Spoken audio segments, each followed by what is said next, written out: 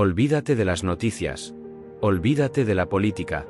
La verdadera historia de Irán no está en los titulares, sino en un lugar que nunca imaginaste, la Biblia. Hemos visto los titulares. Irán, su programa nuclear, sus tensiones con Occidente. Los políticos, los analistas y los expertos debaten sobre el futuro de la región. Pero lo que no te dicen es que todo lo que ves, cada movimiento en el tablero geopolítico, es solo el eco de una historia mucho más antigua, un drama milenario que está a punto de llegar a su clímax. Y la llave para entenderlo todo no se encuentra en Washington, en Teherán ni en Bruselas.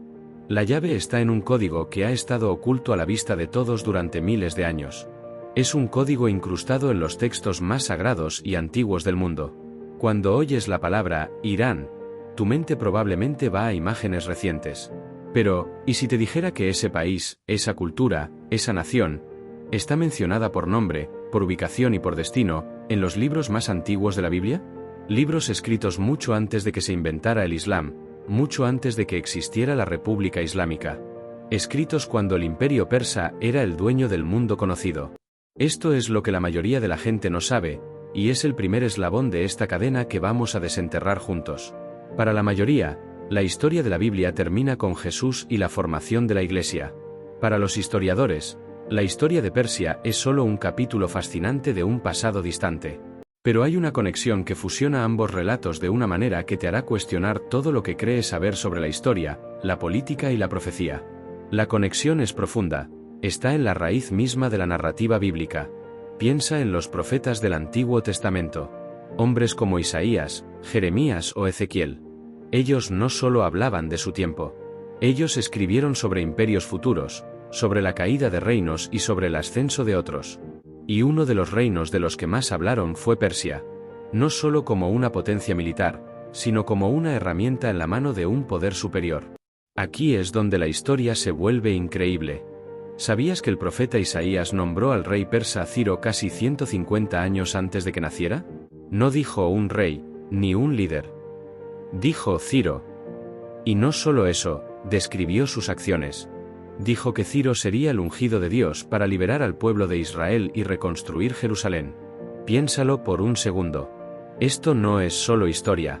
Es la demostración de un plan maestro en acción, un plan que vincula a la antigua Persia con un propósito divino. Es un nivel de detalle que va más allá de lo meramente histórico. Pero Ciro es solo el comienzo. La historia del pueblo de Israel y la de los persas se entrelazan una y otra vez. ¿Recuerdas la historia de la reina Esther? Es una historia de la vida real, un drama de palacio con intrigas, poder y un intento de genocidio. ¿Dónde sucede todo esto? En la corte del rey persa Asuero. Una vez más, la narrativa bíblica está completamente entrelazada con el destino de un imperio persa. Y luego, está el profeta Daniel. Si quieres ver un nivel de detalle profético asombroso, tienes que sumergirte en sus visiones. Él describe el ascenso y la caída de imperios con una precisión asombrosa, desde el imperio babilónico hasta el medo-persa, el griego y el romano. Y aquí está el detalle crucial: Daniel pasa una parte significativa de su vida sirviendo a los reyes persas. Él es un testigo ocular, un cronista de su tiempo y un vidente de lo que estaba por venir. Su historia personal está ligada al destino del imperio persa. Lo que estamos empezando a ver es que Irán, el país que hoy ocupa el antiguo territorio de Persia, no es un actor nuevo en la escena mundial. Es el mismo actor. Es la misma tierra, el mismo espíritu, el mismo pueblo, volviendo a su papel protagónico en el drama profético. La misma nación que una vez fue el instrumento para liberar a Israel de la cautividad babilónica. Y la misma nación que, según las profecías, jugará un papel crucial en los eventos del fin de los tiempos. La ironía es poderosa. Lo que la mayoría de la gente ve como un enemigo moderno, la Biblia lo describe como un antiguo socio, un jugador clave en el juego cósmico que ha estado en pausa, pero que ahora se está reactivando. Este es el código oculto. Y este es el vídeo que te lo va a revelar, pieza por pieza. Vamos a conectar a los reyes persas, a los profetas, a los imperios caídos y a los levantamientos modernos en una narrativa que te dejará sin aliento. Si esta idea ya te está volando la cabeza, dale a me gusta, para que más personas puedan descubrir este código. Y si aún no lo has hecho, suscríbete y activa la campanita para que no te pierdas ni un solo capítulo de esta serie. Para entender el final, debemos empezar por el principio. Y el principio no está en las noticias. Está en un imperio de hace miles de años. En el próximo capítulo, vamos a viajar en el tiempo para ver cómo el imperio persa se convirtió en el país que conocemos hoy como Irán. El imperio persa no desapareció de la noche a la mañana. Evolucionó. La historia de su transformación es un viaje fascinante a través de milenios, una odisea de cambios de nombre, conquistas y renacimientos. El nombre que hoy conocemos, Irán, no es una invención moderna. Es, de hecho, el nombre original y más antiguo de la nación. Viene de la palabra ario, que significa noble o honorable en persa antiguo. Piensa en los grandes imperios de la historia. ¿Dónde están ahora? El imperio romano se desintegró. El imperio griego de Alejandro Magno se dividió en reinos rivales.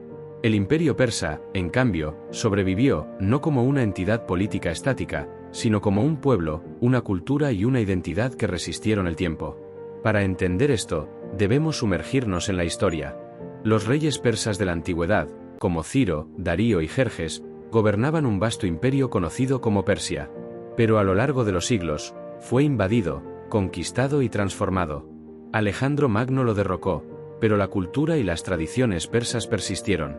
Los partos y luego los sasánidas restauraron un imperio persa. Cada vez, el nombre Irán era el que el pueblo usaba para su propia tierra. Persia era el nombre que le daban los griegos y los romanos. Pero hay un detalle crucial que la mayoría pasa por alto. El imperio persa, el de la Biblia, era un imperio de dos pueblos, los medos y los persas. La Biblia los llama el imperio medo-persa. Este no es un detalle trivial. La profecía de Daniel menciona un carnero con dos cuernos que representaban a los reyes de Media y Persia. Esto es una prueba más de que la Biblia es sorprendentemente precisa, no solo en nombres de personas, sino en las estructuras políticas de los imperios que describe. ¿Por qué es esto tan importante para hoy? Porque el resurgimiento de Irán como potencia regional no es solo un fenómeno político. Es el resurgimiento de una identidad milenaria. No es que los iraníes hayan adoptado un nuevo papel. Es que están retomando un papel que ha estado en pausa, un papel que ha sido predicho y que está escrito en las páginas de la historia y de la profecía. La historia de los persas es la de un pueblo que nunca ha olvidado su herencia. Desde la antigüedad, su cultura ha sido un faro. La poesía, la ciencia, el arte y la filosofía persa han influido en el mundo. Aunque el país ha pasado por revoluciones y conflictos, la identidad persa, la identidad iraní, siempre ha permanecido. Los conflictos que ves hoy no son simplemente una lucha por el poder. Son el choque de un destino profético con el mundo moderno. En el próximo capítulo, vamos a sumergirnos en la figura más fascinante de la profecía persa, el rey Ciro. Descubriremos por qué un rey no judío es llamado el ungido de Dios en el libro de Isaías y cómo su vida y acciones son la primera gran evidencia del papel profético de Persia. El mundo tiene muchos héroes. Hombres de guerra, constructores de imperios, líderes de pueblos. Pero, ¿cuántos de ellos fueron nombrados por su nombre en un libro sagrado, siglos antes de que nacieran? La respuesta es uno. Ciro el Grande. Para la historia secular, Ciro es el fundador del vasto imperio persa aqueménida.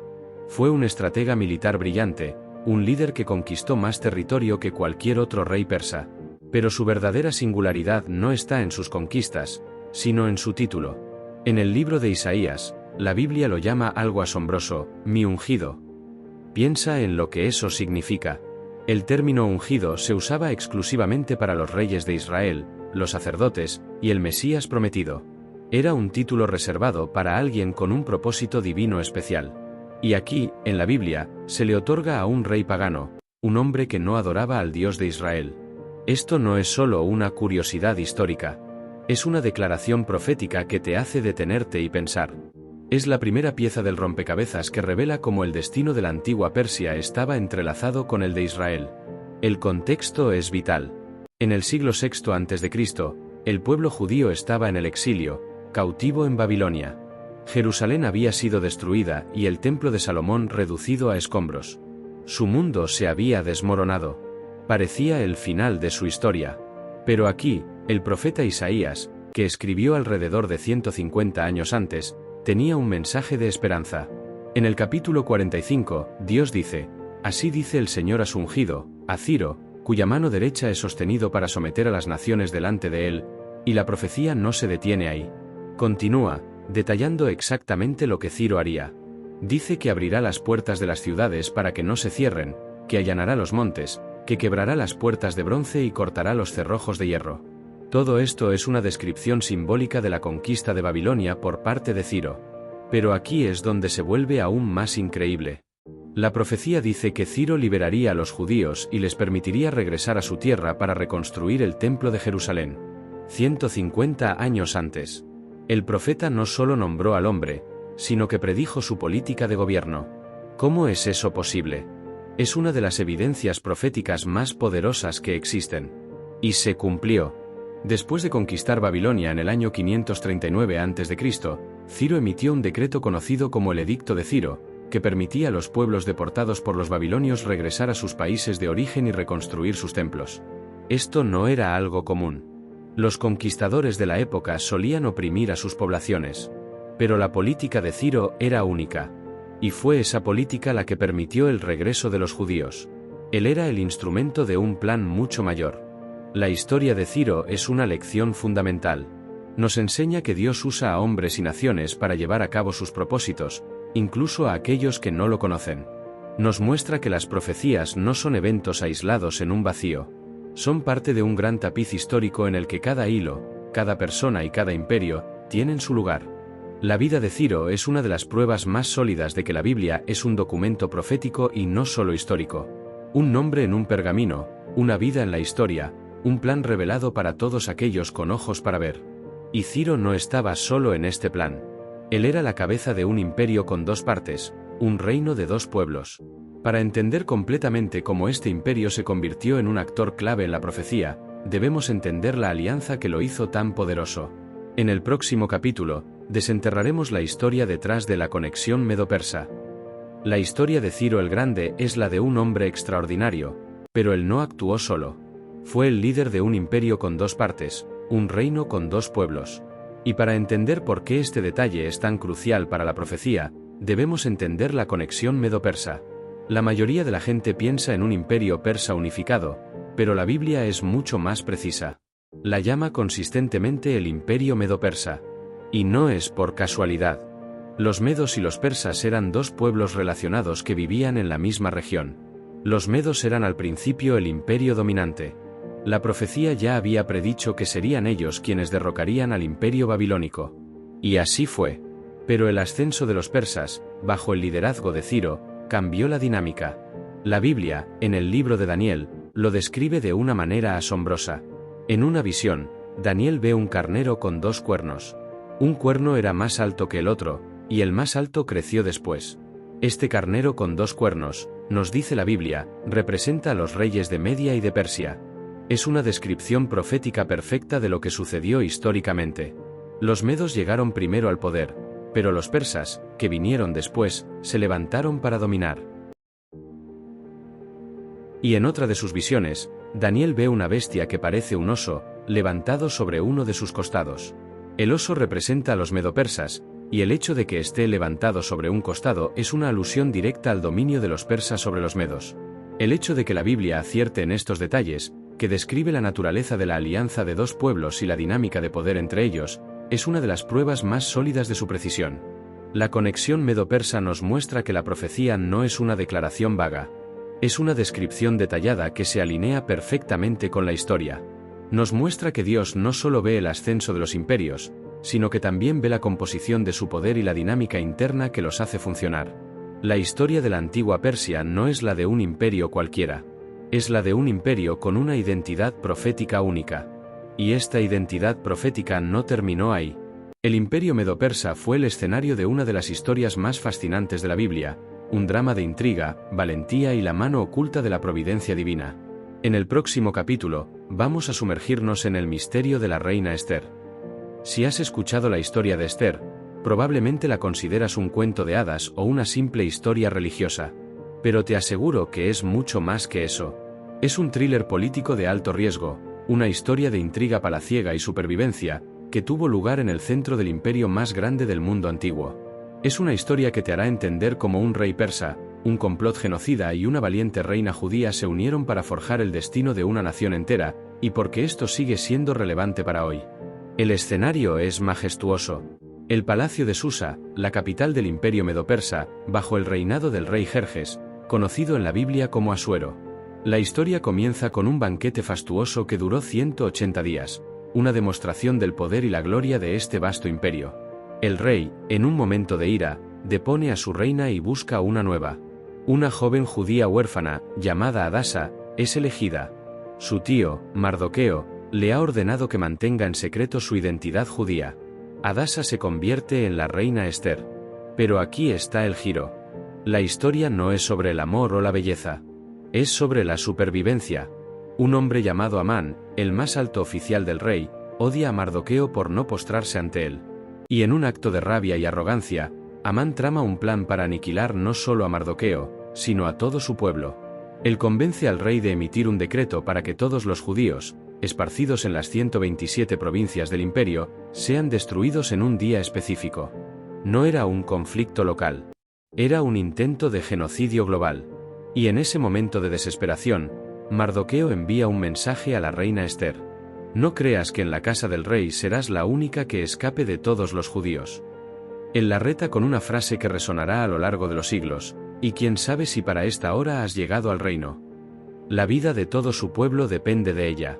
Esther, con un coraje que desafía toda lógica, decide arriesgar su vida y acercarse al rey sin ser invitada.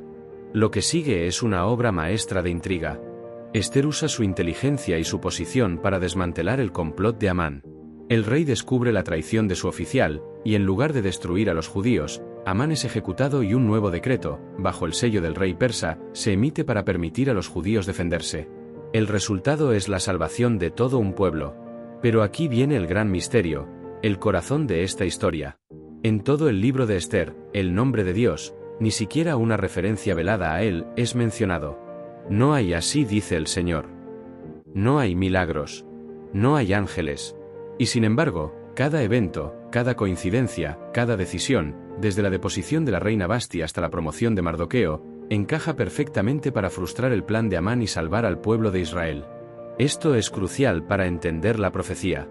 La historia de Esther nos enseña que Dios puede estar trabajando poderosamente detrás de bambalinas, que su mano no siempre es visible, pero su plan siempre está en movimiento, que la historia de los imperios, los reyes y las conspiraciones políticas es solo el escenario para un drama mucho más grande, un drama en el que la supervivencia de su pueblo, y por lo tanto, el cumplimiento de sus promesas, es la meta final.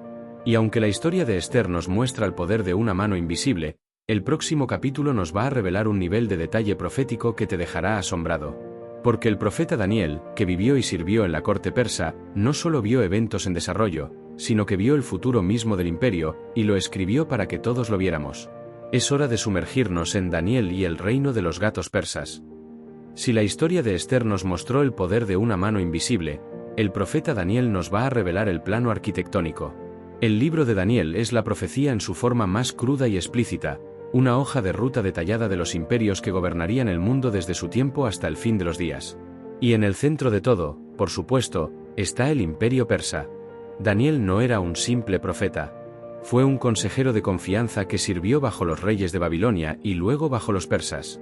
Su vida misma fue una prueba viviente de la profecía, un hombre que vivió los cambios de poder que él mismo había predicho.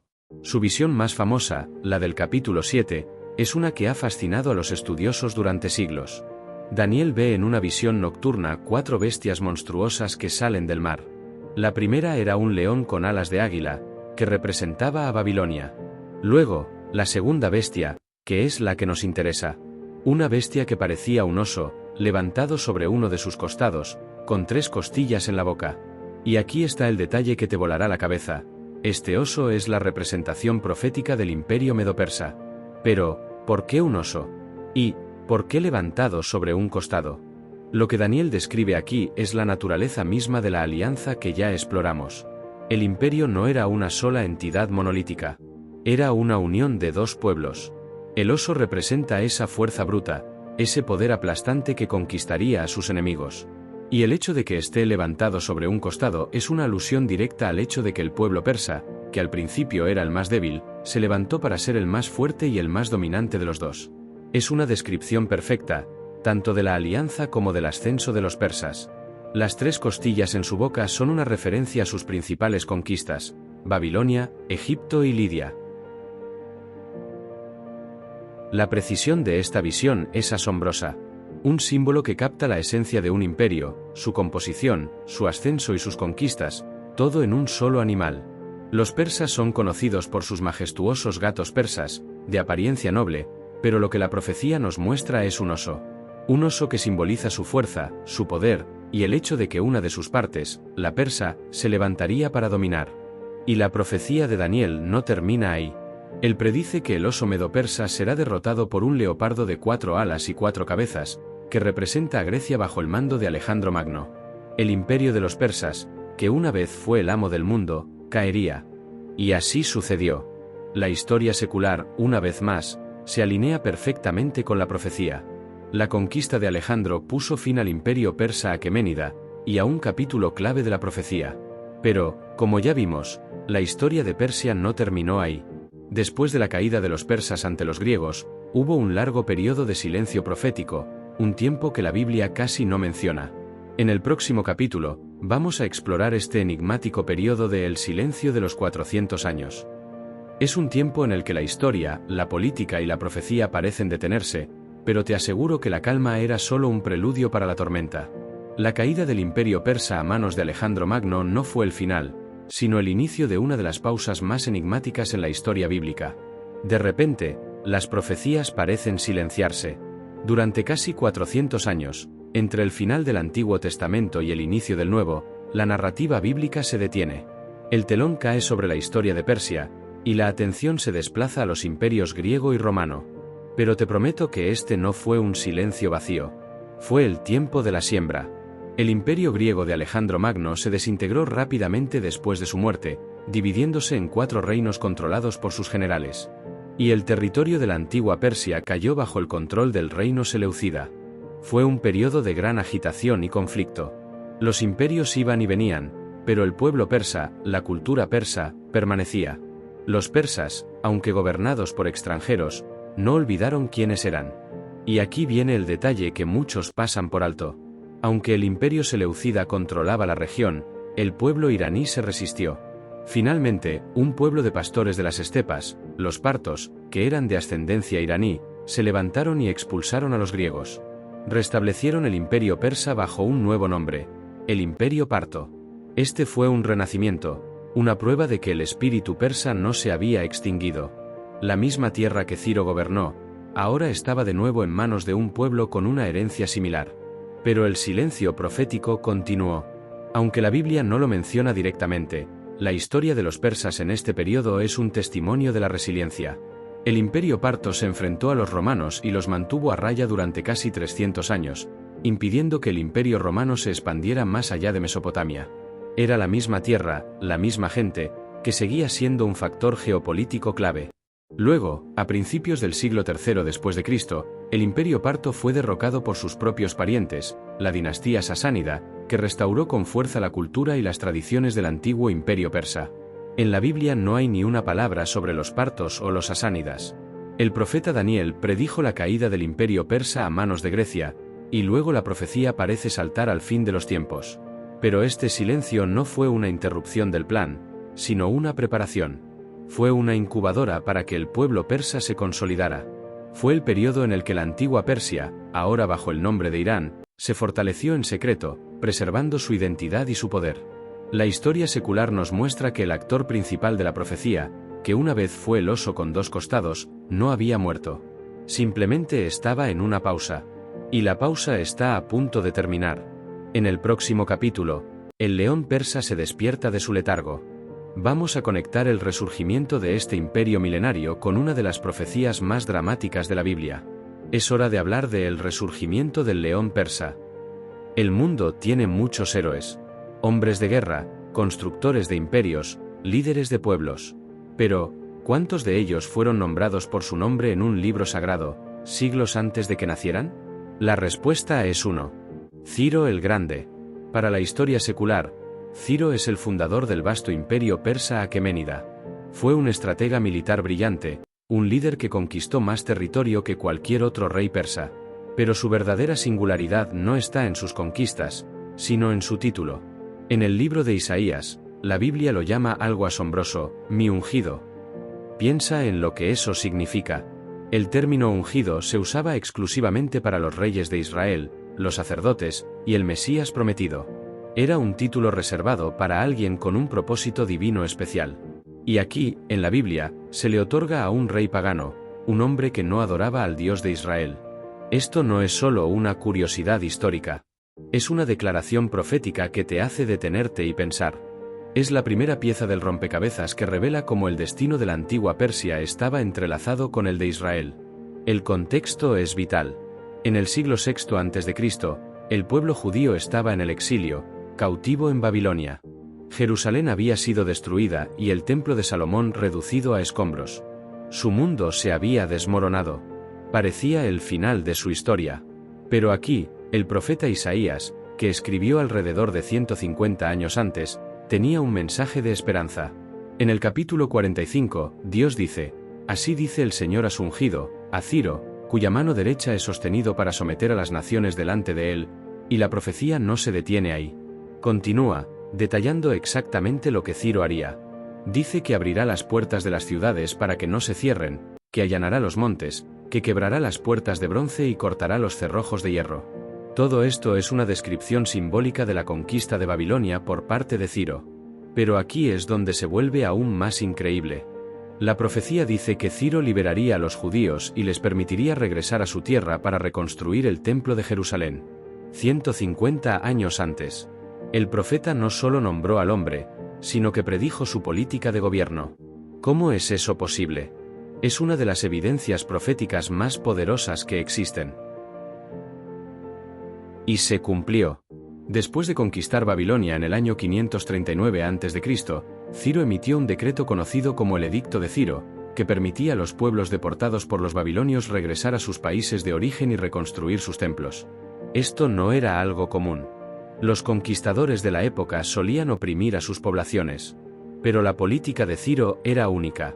Y fue esa política la que permitió el regreso de los judíos. Él era el instrumento de un plan mucho mayor. La historia de Ciro es una lección fundamental. Nos enseña que Dios usa a hombres y naciones para llevar a cabo sus propósitos, incluso a aquellos que no lo conocen. Nos muestra que las profecías no son eventos aislados en un vacío. Son parte de un gran tapiz histórico en el que cada hilo, cada persona y cada imperio tienen su lugar. La vida de Ciro es una de las pruebas más sólidas de que la Biblia es un documento profético y no solo histórico. Un nombre en un pergamino, una vida en la historia, un plan revelado para todos aquellos con ojos para ver. Y Ciro no estaba solo en este plan. Él era la cabeza de un imperio con dos partes, un reino de dos pueblos. Para entender completamente cómo este imperio se convirtió en un actor clave en la profecía, debemos entender la alianza que lo hizo tan poderoso. En el próximo capítulo, desenterraremos la historia detrás de la conexión medo-persa. Hemos visto cómo la historia de Irán, desde el antiguo imperio persa, se entrelaza con la Biblia de manera asombrosa. Pero toda esta historia es solo la preparación para el gran final. Es hora de hablar de una de las profecías más debatidas, más intrigantes, y para muchos, más aterradoras de todas. Es la profecía de Gog y Magog. La mayoría de la gente ha oído este nombre, pero pocos entienden de qué se trata realmente. En el libro del profeta Ezequiel, en los capítulos 38 y 39, se nos da una visión detallada de un ataque masivo contra Israel en los últimos días. El líder de esta coalición es un personaje misterioso llamado Gog, de una tierra igualmente enigmática, Magog. Y con él viene una alianza de naciones. Pero, ¿quiénes son Gog y Magog? Los expertos bíblicos y los historiadores han debatido esto durante siglos. Sin embargo, hay un consenso creciente basado en la geografía y los nombres bíblicos. Ezequiel nos da pistas cruciales. Menciona a Gog como el jefe de Mesec y Tubal, de la tierra de Magog, y dice que vendrá de las remotas regiones del norte. En los mapas de la antigüedad, Mesec y Tubal se identifican con lo que hoy es Turquía, y Magog con la región de Rusia. Pero no viene solo. La profecía menciona a varios aliados que lo acompañarán en su ataque. Y aquí es donde la narrativa se vuelve impactante. Menciona a Persia, la antigua Persia, que es, por supuesto, el nombre bíblico de Irán. También menciona a Cus, lo que hoy sería Sudán, a Fut, que es Libia, a Gomer y a Togarma, que también se ubican en la moderna Turquía. Esto no es un conflicto al azar. Es una alianza profética que se está formando ante nuestros ojos. La profecía describe una coalición de naciones del norte y del sur que se unen con el mismo propósito, para subir a robar y para coger botín, para tomar la tierra de Israel. Y lo más increíble es que el líder de la coalición es Gog, de las remotas regiones del norte, con Persia a su lado. Y aquí es donde el mapa profético cobra vida. La Rusia moderna, con una influencia creciente en la región, tiene una alianza estratégica con Irán y con países como Turquía. Las mismas naciones que Ezequiel nombró hace miles de años, hoy están alineadas políticamente y militarmente. Es un ajuste geopolítico que es casi demasiado perfecto para ser una coincidencia. La profecía nos dice que esta coalición atacará a Israel en un tiempo en el que su pueblo estará viviendo en relativa paz. Y nos dice que el propósito de Dios es usar este evento para demostrar su poder al mundo. No para la destrucción final de Israel, sino para la derrota de esta alianza y para que el mundo sepa que el Dios de Israel tiene el control. En el próximo capítulo, vamos a desglosar esta profecía con un detalle aún mayor. Nos centraremos en la clave de Ezequiel 38 y en el papel específico que Irán, la antigua Persia, jugará en este asombroso evento. En el capítulo anterior, te dimos la visión general. Una coalición de naciones, liderada por un misterioso Gog, atacaría a Israel en los últimos días. Ahora, vamos a sumergirnos en los detalles, porque la clave para entender esta profecía está en los nombres. Y el primer nombre en la lista de aliados de Gog es uno que ya conocemos muy bien. El profeta Ezequiel nos da una lista de la coalición que se unirá a Gog. Él dice, Persia, Cus y Fut estarán con ellos. Gomer, y todas sus tropas. Bet Togarma, de las partes del norte. Y aquí está la clave que une todo lo que hemos hablado. El primer nombre en esa lista, junto a Magog, es Persia. Este no es un nombre simbólico ni una interpretación. Es la misma nación que la Biblia nombra una y otra vez, la misma que tuvo un papel tan vital en la historia del pueblo de Israel. Irán. Esto pone a Irán en el centro de una de las profecías más dramáticas del fin de los tiempos. Es un actor principal. Pero el mapa se vuelve aún más claro. Cus, que se traduce como lo que hoy es Sudán, y Fut, que es la actual Libia. Ambas naciones se ubican en el norte de África y son de mayoría islámica. Luego, Gomer y Togarma, que la mayoría de los estudiosos identifican con partes de la moderna Turquía, un país que es un aliado histórico de Occidente, pero que en los últimos años ha virado cada vez más hacia una agenda más islámica y nacionalista. Y la profecía nos da la razón del ataque. El propósito es para robar y para coger botín. ¿Por qué es tan importante este detalle? Porque la antigua Israel no tenía la riqueza que tiene la moderna. El descubrimiento de enormes campos de gas natural, el desarrollo tecnológico, su vibrante economía, todo esto hace que el botín de Israel sea, por primera vez en la historia, un objetivo geoestratégico real. La profecía no solo nombró a los jugadores, sino que también anticipó la motivación económica de un conflicto futuro. Ezequiel también menciona que el ataque ocurrirá cuando Israel viva en seguridad y sin muros. Esto es una descripción perfecta de la moderna Israel. Sus ciudades no están rodeadas por muros de piedra.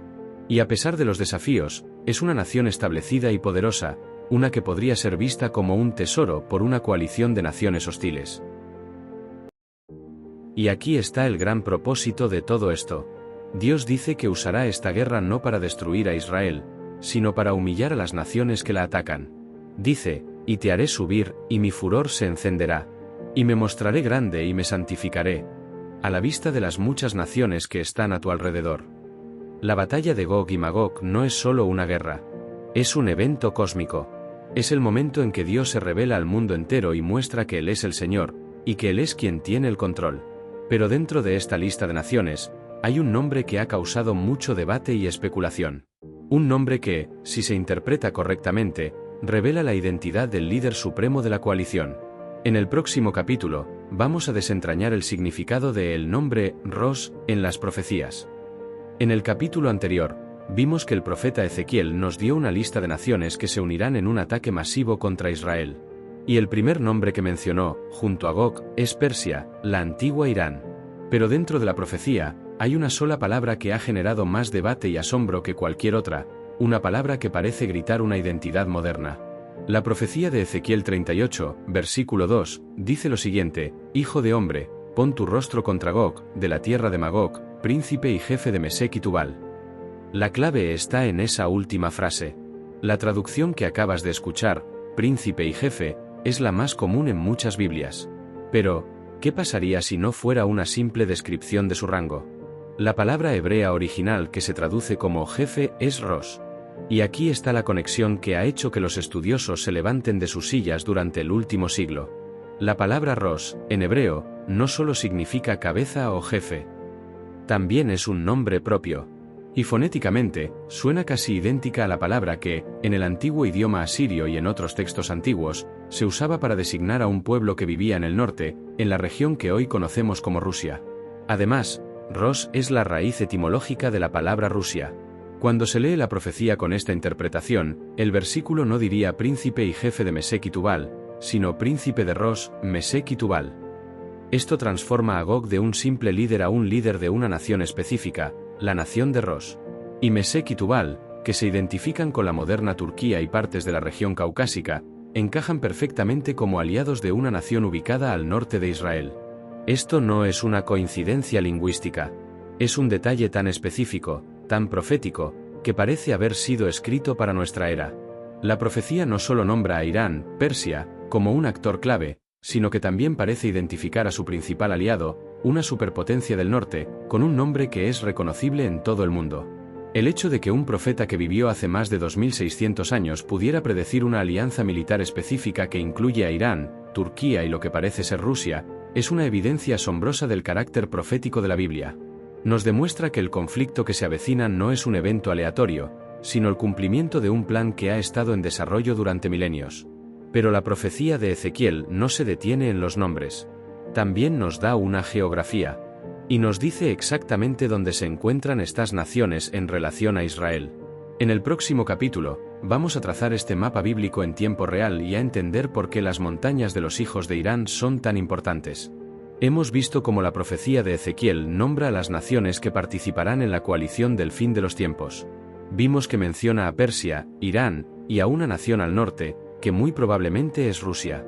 Pero la profecía no se detiene en los nombres. También nos da una geografía. Y esto es lo que hace que el mapa profético cobre vida de una manera asombrosa. Ezequiel 38, versículo 8, dice que esta gran multitud de naciones vendrá sobre las montañas de Israel. Y en el versículo 15 dice que vendrán de las partes del norte, de los lados del norte. La profecía es muy específica. Nos da una dirección, del norte, y nos da un objetivo, las montañas de Israel. Y aquí es donde el mapa profético se vuelve tridimensional.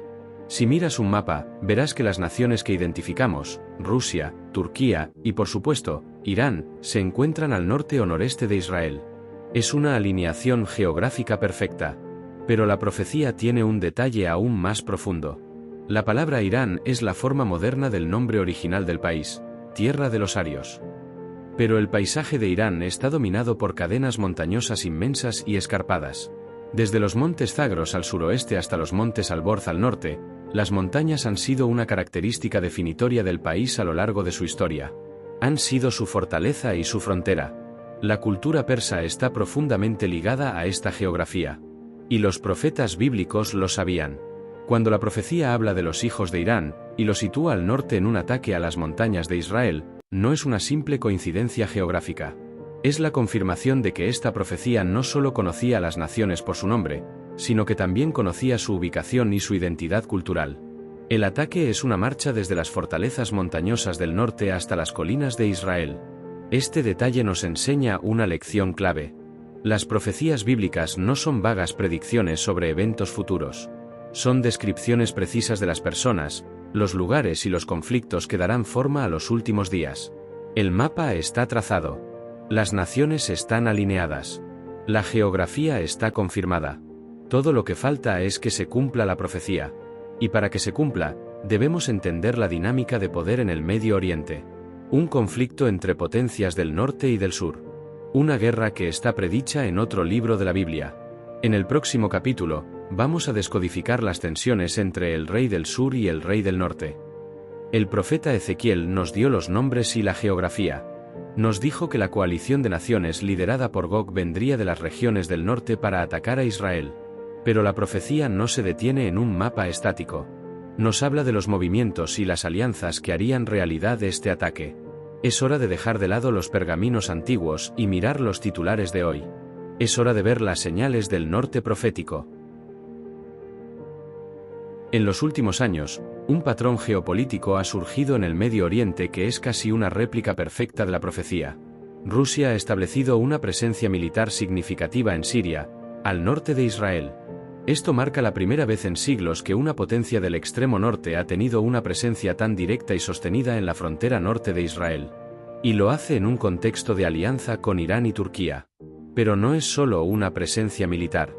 La profecía no solo describe la coalición, sino que también nos da una pista sobre su intención.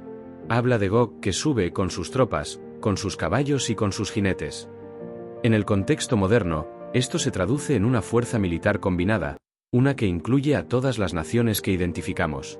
Irán, a través de sus milicias como Hezbollah, ya opera en Siria y Líbano, directamente en la frontera norte de Israel. Y Turquía ha utilizado su poder militar para operar en el norte de Siria, al lado de sus aliados rusos e iraníes. Lo que estamos presenciando no son conflictos aislados. Es el surgimiento de un frente unido al norte de Israel. La profecía nos dice que las naciones se prepararán para un ataque. Los movimientos que vemos hoy, los pactos, la coordinación militar, son la manifestación de esa preparación profética. Es como ver las piezas de un rompecabezas de miles de años encajando en su lugar, una por una. La profecía de Gog y Magog es un relato de una alianza militar, y las alianzas militares no se crean de la noche a la mañana. Requieren una alineación de intereses, una confianza mutua y una coordinación estratégica. El hecho de que estas naciones, con historias de enemistad entre sí, se estén uniendo de una manera tan clara en el mapa geopolítico de hoy, es una señal innegable de que la profecía está a punto de cumplirse. Pero esta coalición del norte no es el único actor en el tablero. La profecía nos habla de un conflicto mucho más grande, un drama global que incluye a otras potencias. Un choque entre el norte y el sur. Es una guerra que está profetizada con un nivel de detalle impresionante en el libro de Daniel, una guerra que ha estado esperando el momento adecuado para estallar. En el próximo capítulo, vamos a desentrañar los roles de las potencias mundiales en este conflicto final. Es hora de descodificar el rey del sur y el rey del norte.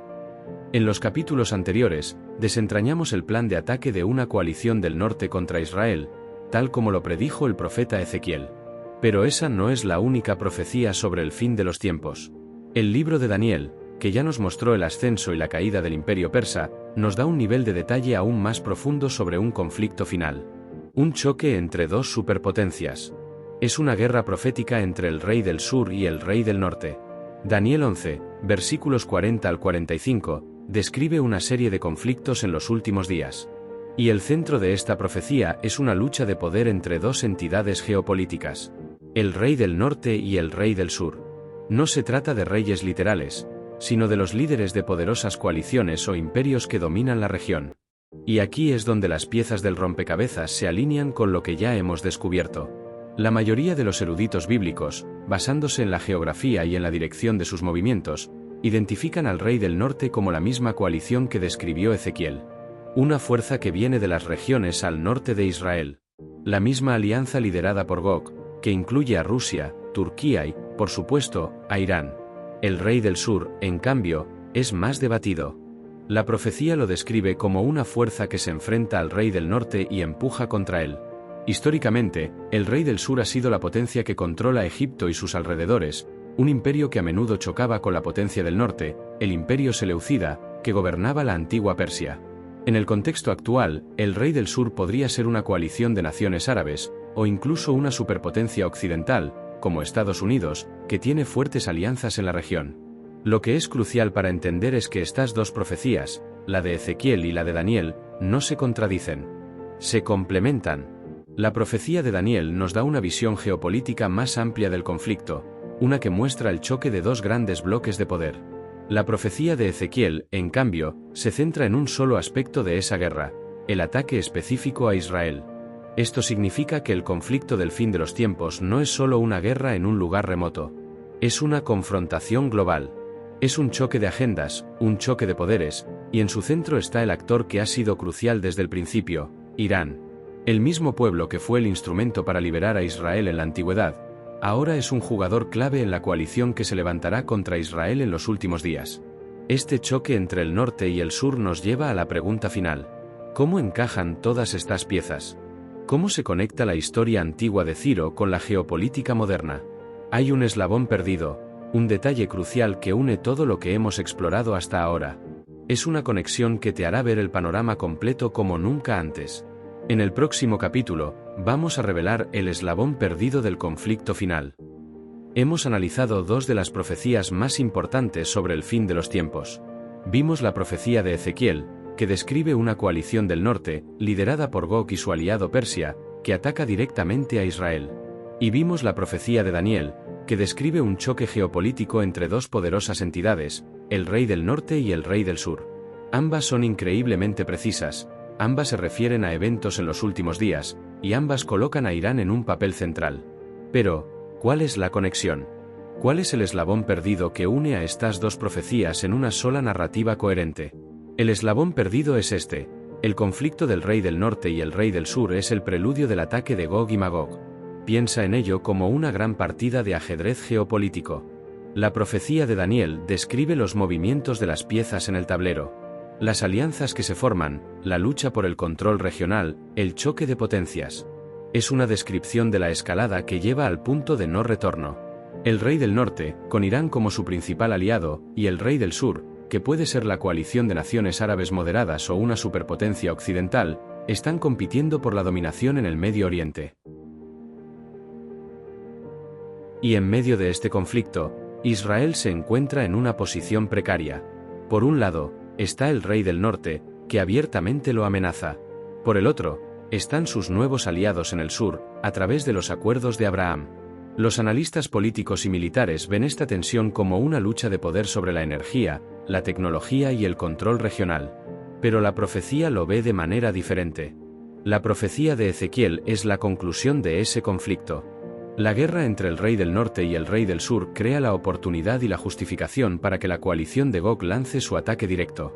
Una vez que las tensiones han llegado a su punto de ebullición, una vez que el rey del norte ha consolidado su poder, es el momento de asestar el golpe final. La profecía de Daniel nos da el porqué. Nos dice que el rey del norte hará lo que quiera, se engrandecerá y se levantará por encima de todo Dios. Y en ese momento de arrogancia, entonces saldrá con gran furor para destruir y para aniquilar a muchos. Y Ezequiel nos da el qué. El ataque se centra en Israel, con el objetivo de tomar botín. Esto no es una coincidencia. Es una secuencia profética. La agresión de Irán y sus aliados, las tensiones con las naciones árabes y con Occidente, son parte de un plan mucho más grande. Son los movimientos que preparan el escenario para la guerra que cambiará el mundo. En el próximo capítulo, vamos a unir todas las piezas. Hablaremos de la guerra que cambiará el mundo y del papel final de Irán en este asombroso evento. Todo lo que hemos explorado hasta ahora, desde el reinado de Ciro el Grande hasta las profecías de Daniel y Ezequiel, converge en un solo evento. La última pieza del rompecabezas. La guerra que no solo se librará en el Medio Oriente, sino que cambiará el mundo para siempre. Es el conflicto final, el clímax de la profecía bíblica. Hemos identificado a los jugadores, una coalición del norte liderada por una gran potencia, y en su centro, Irán, la antigua Persia. Hemos visto su motivo, tomar el botín de la moderna Israel. Y hemos visto su estrategia, un ataque sorpresa en un tiempo de aparente paz. La profecía nos dice que esta coalición subirá a Israel como tempestad, como una nube que cubre la tierra.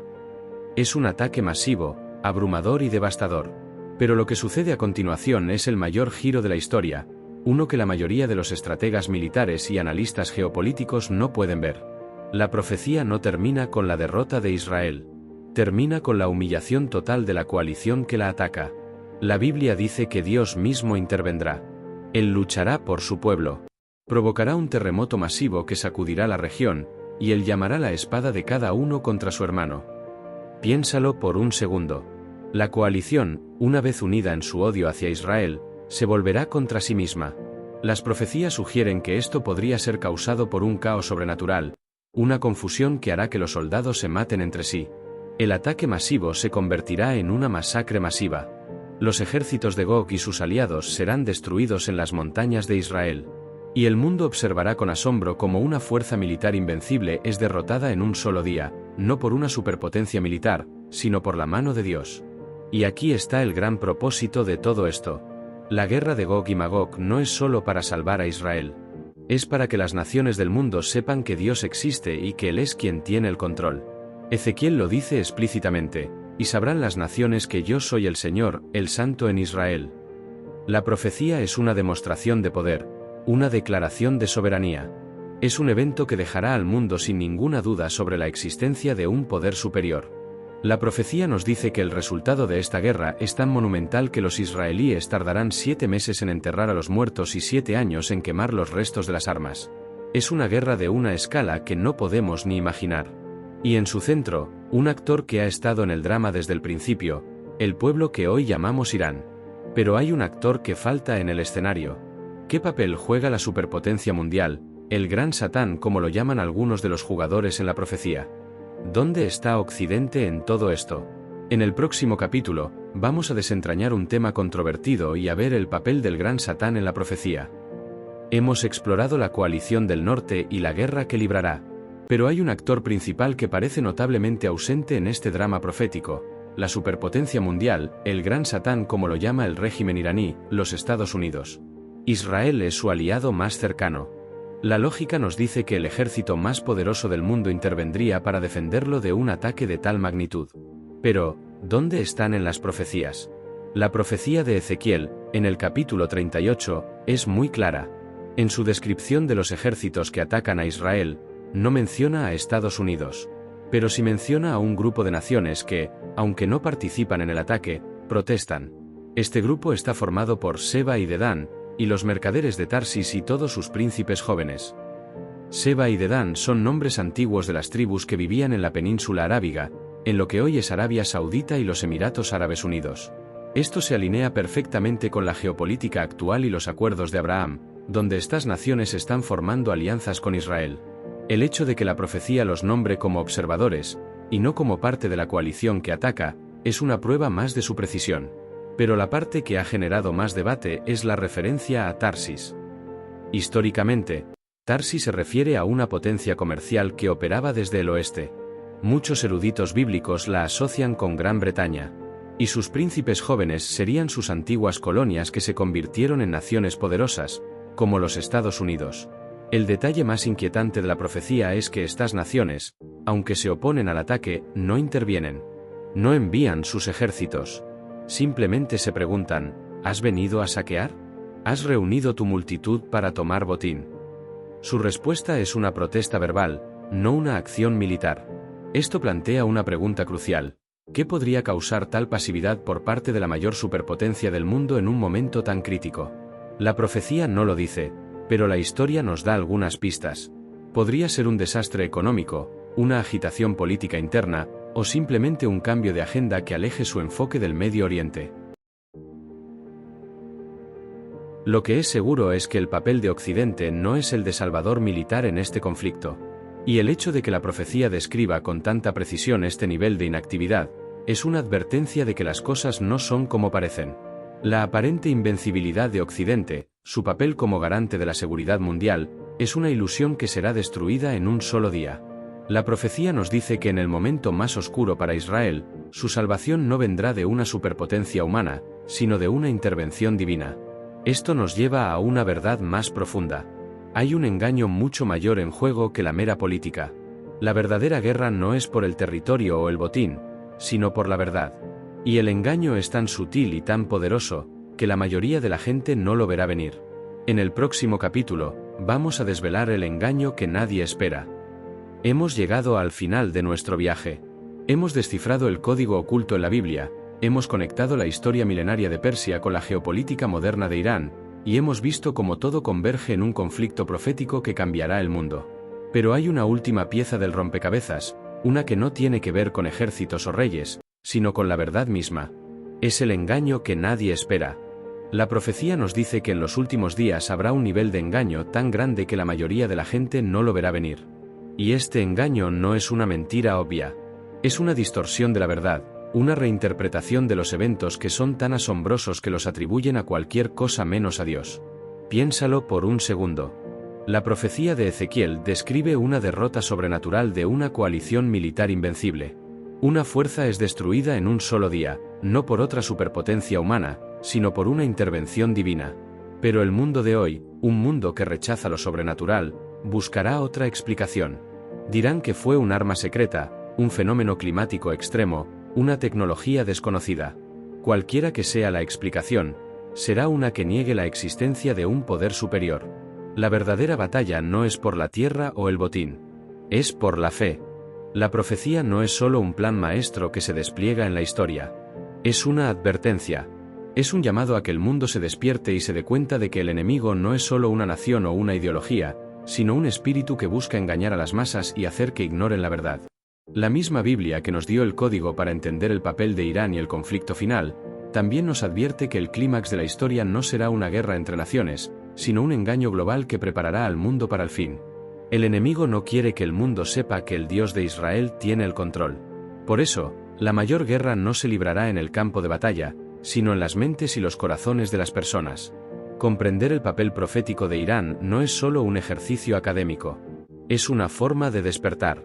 Es una manera de entender que las noticias que vemos hoy son mucho más que política. Son el cumplimiento de una historia que ha estado escrita desde hace miles de años.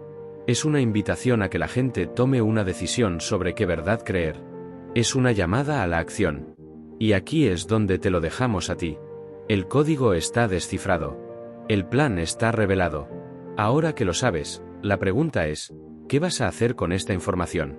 Este es el final de nuestra serie. Agradecemos que nos hayas acompañado en este viaje. Si te ha gustado lo que has visto, por favor, comparte este vídeo con alguien que necesite escucharlo. Y no olvides darle a me gusta y suscribirte para que sigamos descifrando los códigos de la historia. Gracias por vernos.